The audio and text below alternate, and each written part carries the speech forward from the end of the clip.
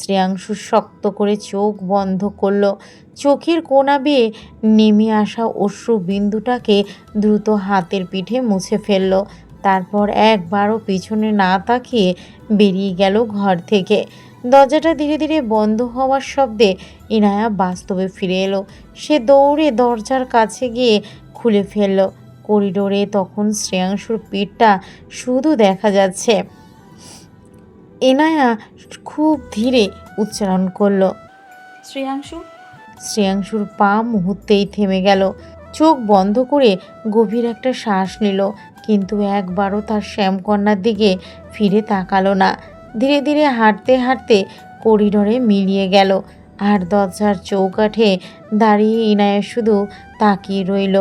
সে মানুষটার জন্য 2.5 বছর অপেক্ষা করেছে। সেই মানুষটা আজ নিজের হাতে তাকে একা ফেলে চলে গেল। ইনায়া চৌকাঠে বসে গেল নিথর হয়ে। তার চোখ দিয়ে গড়িয়ে পড়ল পানি। শ্রেয়াংশু নিজের ঘরের দরজাটা ভিতর থেকে বন্ধ করতেই তার বুকের ভিতরটা এতক্ষণ আটকে রাখা ঝড়টা আর বাধা মানল না। সে ধীরে ধীরে দরজায় পিঠ ঠেকিয়ে মেঝেতে বসে পড়ল। মাথাটা 2 হাঁটুর ভাঁজে গুজে রাখলো। তার নিঃশ্বাসগুলো ভারী হয়ে উঠছে। মনে হচ্ছে বুকের ভিতর কেউ ধারালো কাঁটা গেঁথে দিচ্ছে। শ্রেয়াংশু 2 হাত দিয়ে তার মুখ চেপে ধরে অস্পষ্ট স্বরে বলল, আমি পারলাম না শ্যামকন্যা, তোমাকে নিজের করতে পারলাম না। তুমি কি জানো শ্যামকন্যা, তোমার চোখের পানি আমাকে কতটা কষ্ট দিয়েছে? শ্রেয়াংশু কথাগুলো বলে মাথা তুলে তাকালো। চারপাশের নীরবতা, আর তার কানের কাছে বাজছে ইনায়ের কথাগুলো। শ্রেয়াংশু উঠে দাঁড়িয়ে বারান্দায় চলে গেল। শ্রেয়াংশু বারান্দার রেলিংটাকে শক্ত করে আঁকড়ে ধরে ফিসফিস করে বলল, আর মাত্র একটি দিন, কালকে ডিভোর্স হবে। তারপর আমার শ্যামকন্যা অন্যের হয়ে যাবে। হয়তো আমাকে একসময় ঘৃণা করতে শুরু করবে, আর এই ঘৃণা থেকে নতুন জীবনের সূচনা হোক। কথাটা শেষ করে চোখ বন্ধ করল। ঠিক তখনই ড্রয়িং রুম থেকে বেজে উঠল ঘড়ির ঘণ্টাধ্বনি। রাত আরও গভীর হচ্ছে, আর সেই রাতের সঙ্গে সঙ্গে শ্রেয়াংশুর ভেতরটা নিঃশব্দে ভেঙে চুরমার হচ্ছে। সকাল 7টা। পূর্ব আকাশে লালচে সূর্যের প্রথম কিরণ ফুটেছে। আজকে চৌধুরী বাড়ি নতুন রূপে জেগে উঠেছে। ভোর হতেই পুরো বাড়ি কর্মব্যস্ত হয়ে উঠেছে। একদল কর্মচারী বিশাল উঠোন ধুয়ে মুছে চকচক করছে। কেউ ফুল সাজাচ্ছে, কেউ অতিথিদের বসার জন্য জায়গা করছে। সাদা অর্কিড, মেরুন গোলাপ, বেলি, রজনীগন্ধা আর লাল কার্নেশনের সুবাসে পুরো বাড়িটা যেন ফুলের রাজ্যে পরিণত হয়েছে। বাড়ির সামনের বাগানের মাঝখানে দাঁড়িয়ে আছে রাজকীয় স্টেজ। মেরুন আর সোনালি ভেলভেট কাপড়ে মোড়ানো স্টেজের মাঝখানে রাখা আছে খাঁটি কাঠে খোদাই করা সোনালি নকশার 2টি রাজকীয় সোফা। সোফার পেছনে ঝুলছে অসংখ্য সাদা অর্কিড আর মেরুন গোলাপের ঝর্ণাধারা। মাথার উপরে কাচের তৈরি ঝাড়বাতি, যার চারপাশে উষ্ণ সোনালি ফেয়ারে লাইট মুক্ত মালার মতো ছড়িয়ে আছে। সূর্যের আলো পড়তেই আলোর রঙিন ঝিলিক ছড়িয়ে পড়ছে।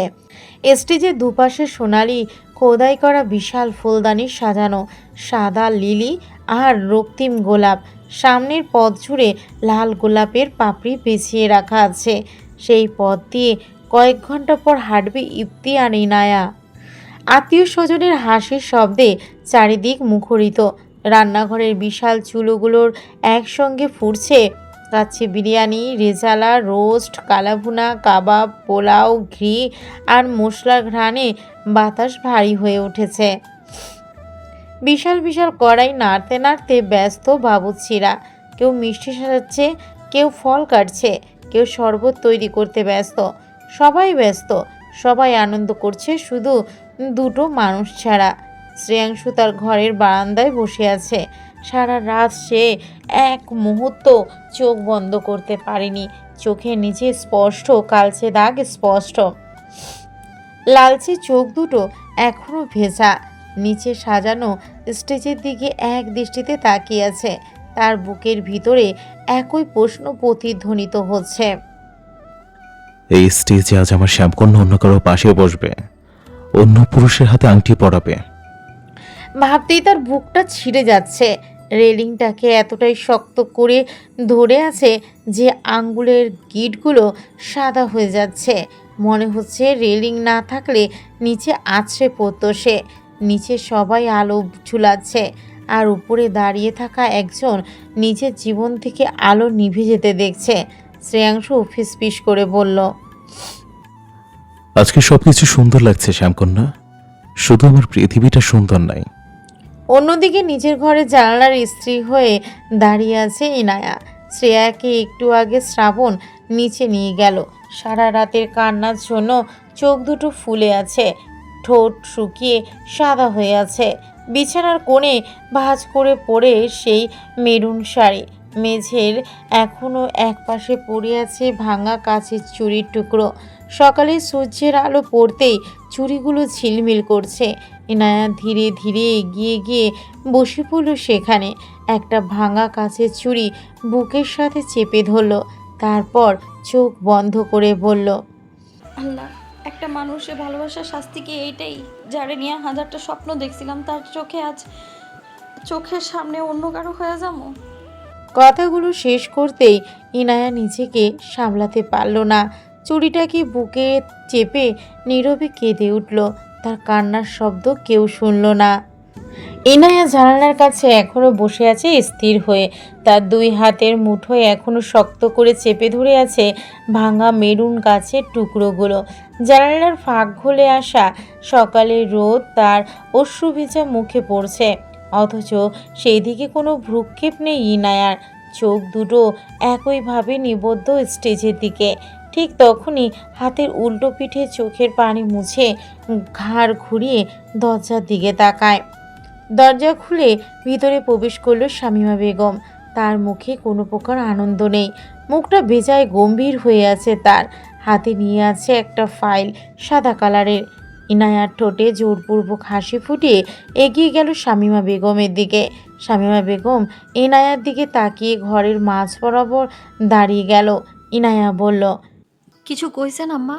শামীমা বেগম কিছু বলল না, শুধু হাতের ফাইলটা এগিয়ে দিল ইনায়ার দিকে।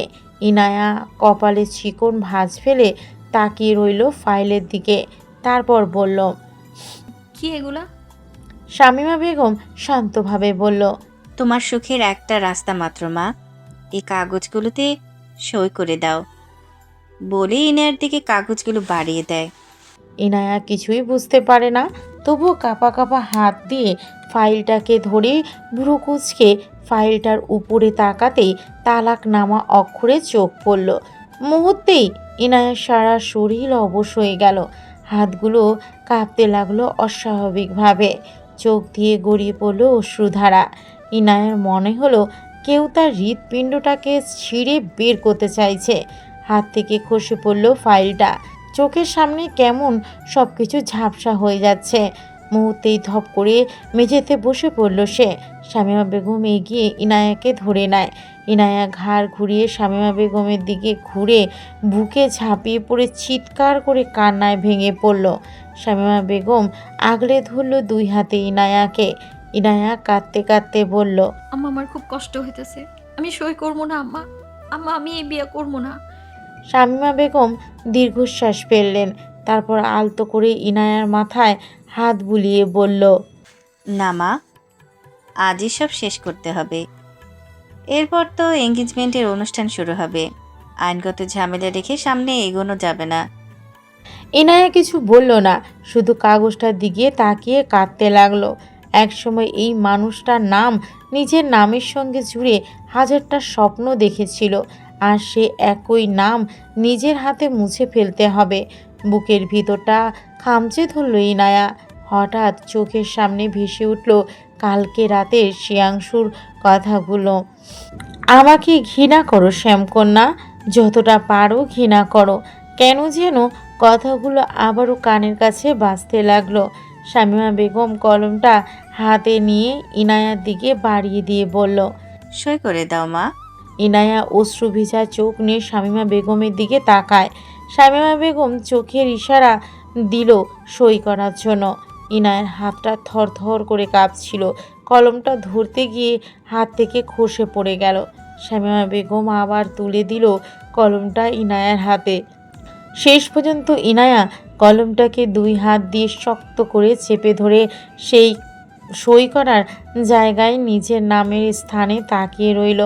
চোখ থেকে গড়িয়ে পড়ছে অশ্রুগুলো।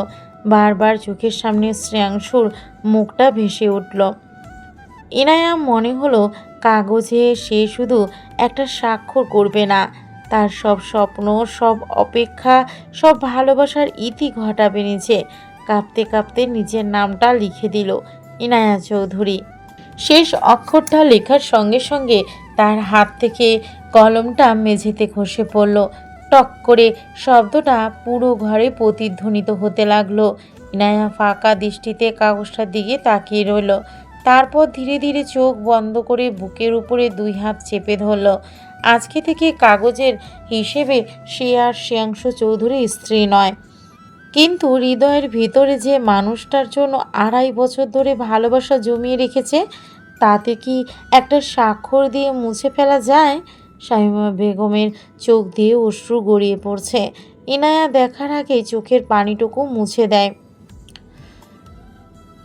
আজকে হাজার কষ্ট হলেও মেয়েটার সামনে কিছুতেই দুর্বল হবে না।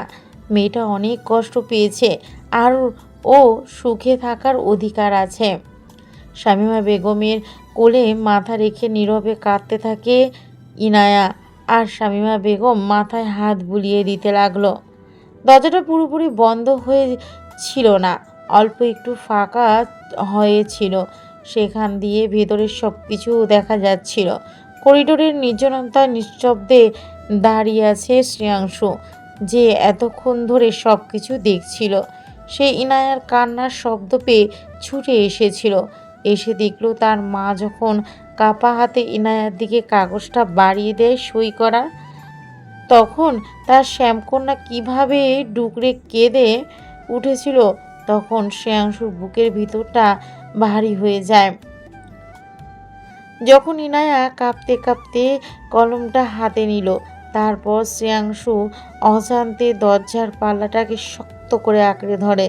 মনে হচ্ছিল এক ছুট্টে গিয়ে বলবে, না, এই কাগজে সই করো না শ্যামকন্যা, তুমি আমার ছেলে, আমারই থাকবে।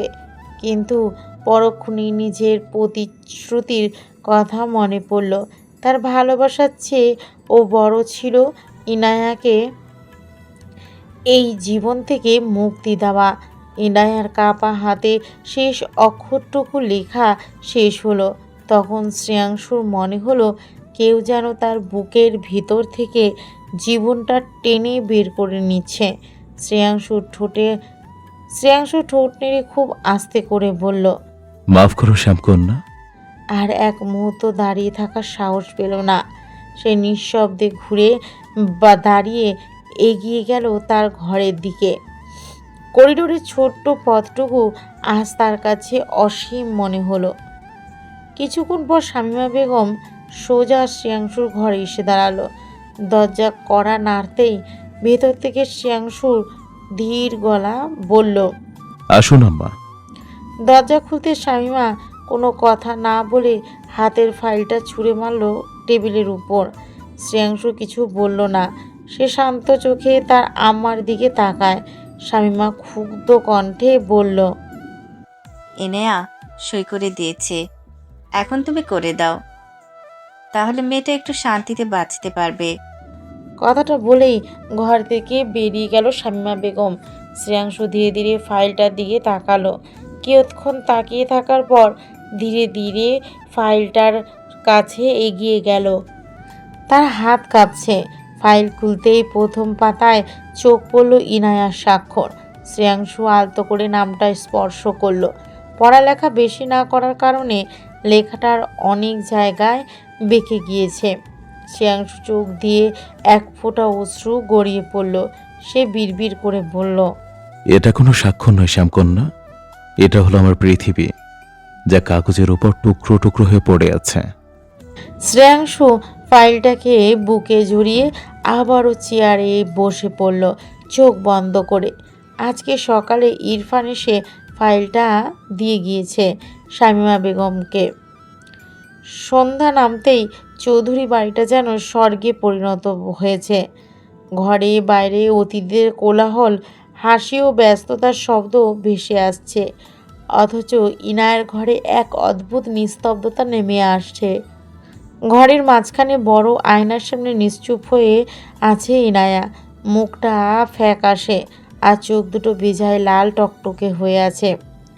একজন বিউটিশিয়ান দক্ষ হাতে খুব যত্ন করে ইনায়ার মুখে গোল পজল ভেসা তুলো দিয়ে মুছে দিচ্ছে। তারপর ধীরে ধীরে ত্বকে আলতো করে ময়শ্চারাইজার লাগিয়ে নিখুঁতভাবে মেকআপ বসাতে লাগলো।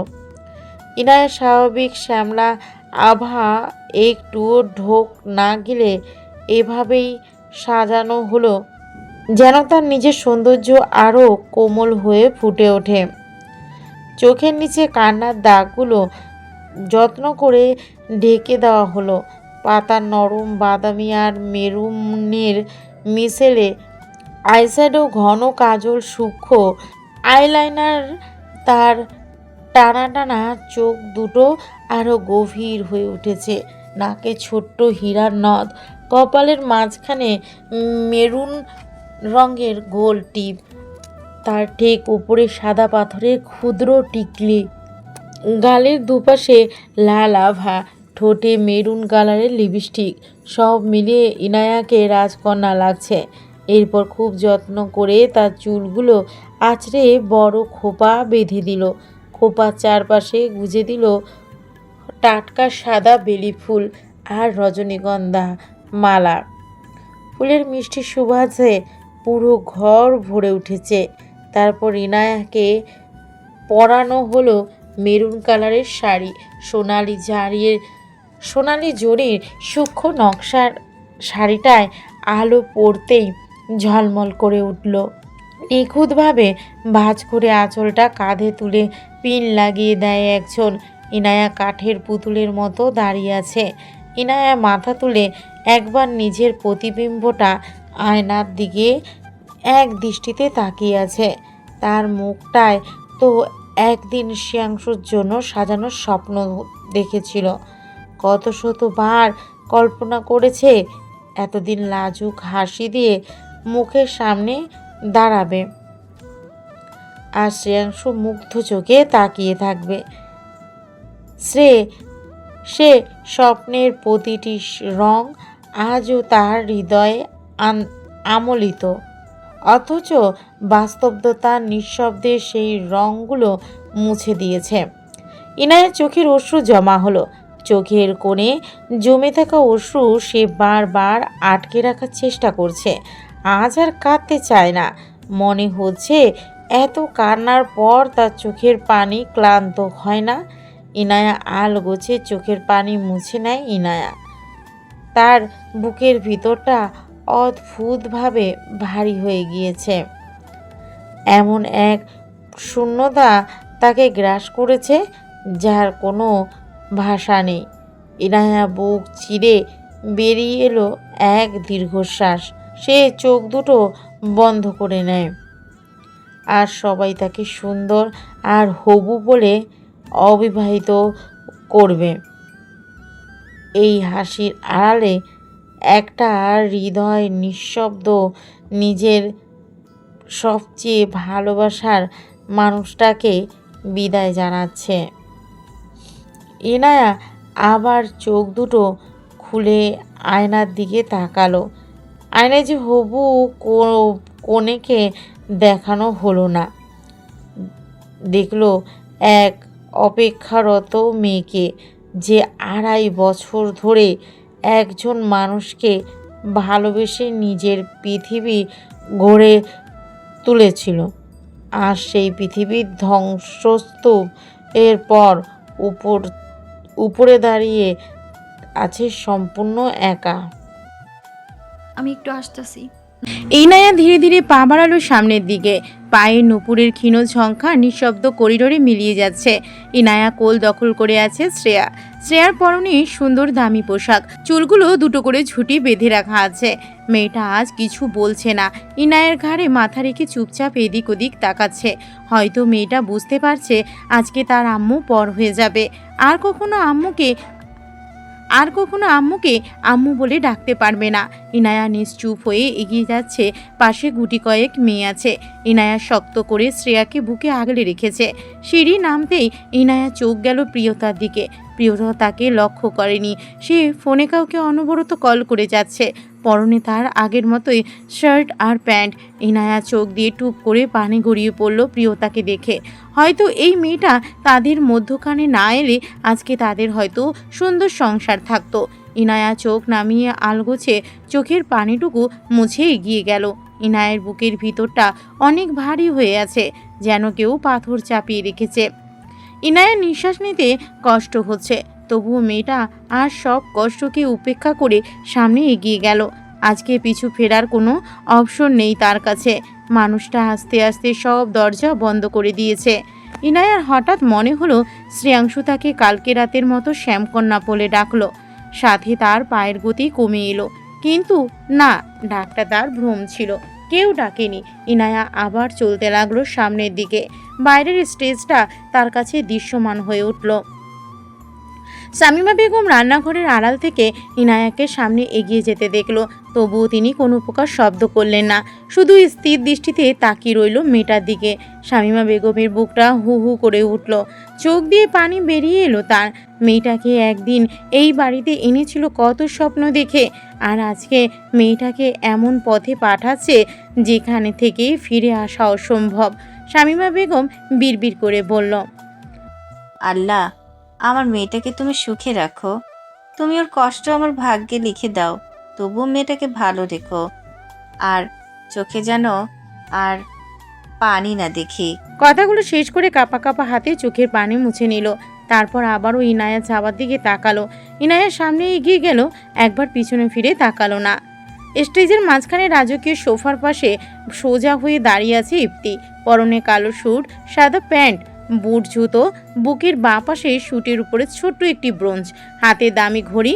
তার পাশে তার মা ইফা বেগম একজন মেয়ের সাথে কথা বলছে।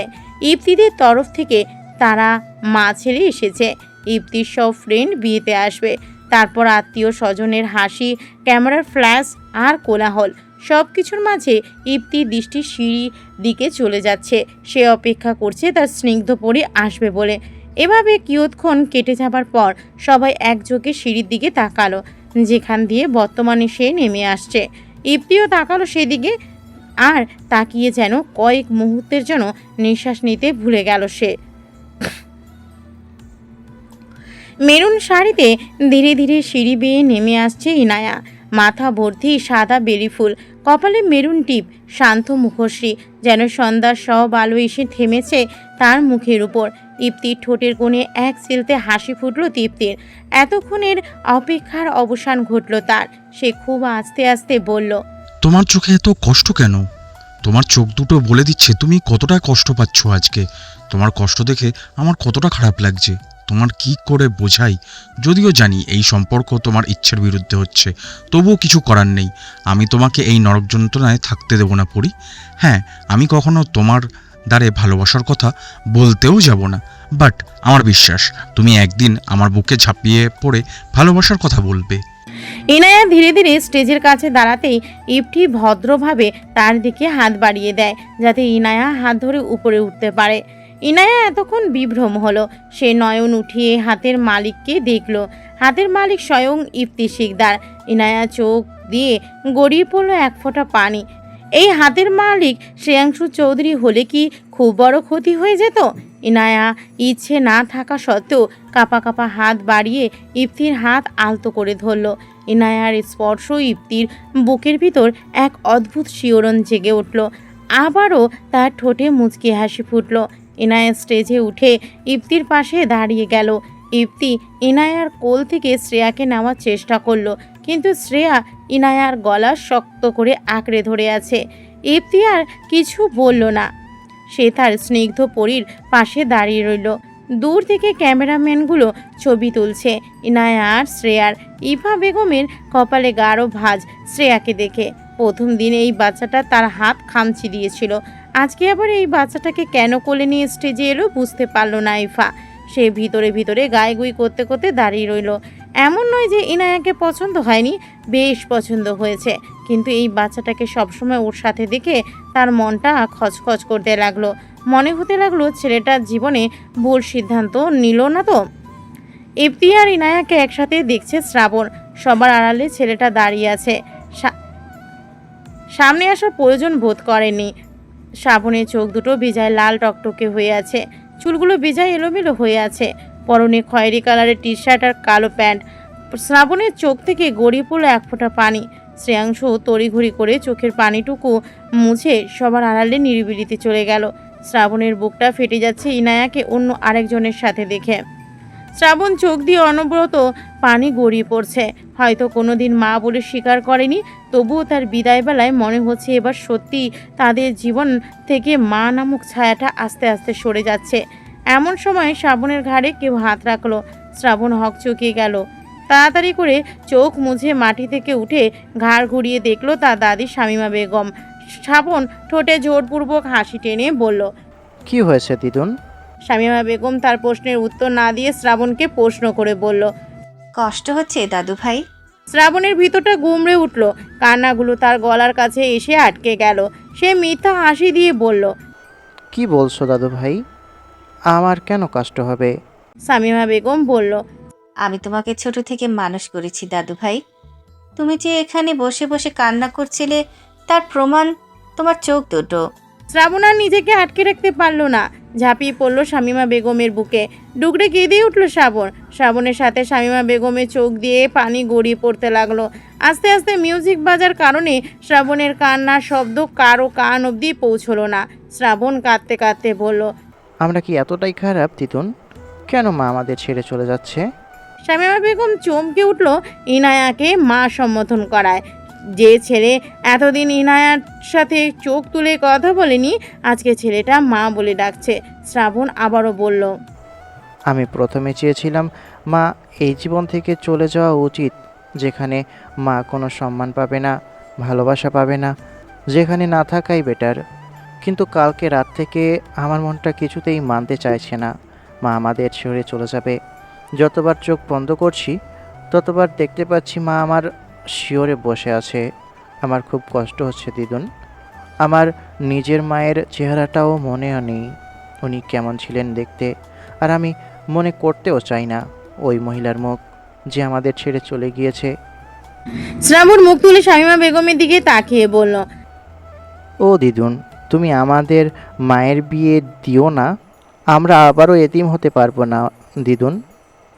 তুমি গিয়ে আটকাও আমার মাকে, হতে দিও না এই এঙ্গেজমেন্ট। শ্রাবণ কথাগুলো বলতে বলতে আবারও ফুপিয়ে ওঠে। শামীমা বেগমের পাগুলো শক্ত করে আঁকড়ে ধরল। শামীমা বেগম হকচকিয়ে গেল। সে নিচের পাগুলোকে ছাড়ানোর চেষ্টা করলো। শ্রাবণ কাঁদতে কাঁদতে বলল, এত নিষ্ঠুর হয়ে না দিদুন, আমাদের মাকে কেড়ে নিও না। হ্যাঁ, আমি আগে বুঝতে পারিনি, কিন্তু বিশ্বাস করো দিদুন, আমার বুকের ভিতরটা চুরমার হয়ে আছে। কিয়ৎক্ষণ থেমে আবারও বলল, হয়তো জীবনের সবচেয়ে বড় আফসোসগুলো এমনই হয়, যখন মানুষটার মূল্য বোঝা যায় তখন তাকে আর ধরে রাখা যায় না। আজকে কান্না করছি মাকে নিজের কাছে আটকে রাখার জন্য, কিন্তু এমনই একদিন গিয়েছে যেদিন আমি ওনার সাথে ভালো করে কথাটুকু বলিনি। শ্রাবণ কথাগুলো বলে বিদ্রুপ সহিত হাসলো। শামীমা বেগম কিছু বলল না, সে একভাবে দাঁড়িয়ে রইল। আজকে তার কিচ্ছু বলার নেই, সে কিছুতেই এই এঙ্গেজমেন্ট ভাঙতে পারবে না। এতটা স্বার্থপর হলে মেয়েটার প্রতি অন্যায় করা হবে তার। আর শ্রাবণ হাসতে হাসতে গুমড়ে কেঁদে উঠে বলল, দিদুন, ছোটবেলা থেকে সবাই বলতো মা নাকি সন্তানের মাথায় হাত রাখলে সব কষ্ট দূর হয়ে যায়। আমি কখনোই সেই অনুভূতিটা পাইনি। নিজের জন্মদাত্রী মা তো আমাদের চলে গিয়েছিল। তারপর ইনায়ানা আমার মা, তিনি এসেছিলেন, কিন্তু আমি কি করেছি? কখনো তাকে মা বলে ডাকিনি। উল্টো প্রতি মুহূর্তে তাকে দূরে ঠেলে দিয়েছি। আজ যখন সত্যি চলে যাচ্ছেন তখন বুঝতে পারছি আমি কত বড় ভুল করেছি। আমি যদি একবার মা বলে ডাকতাম উনি এত কষ্ট পেতেন না। আমি যদি একদিন ওনার হাত ধরে বলতাম তুমি আমাদের ছেড়ে যেও না, তাহলে কি আজকের দিনটা আসতো? বলো না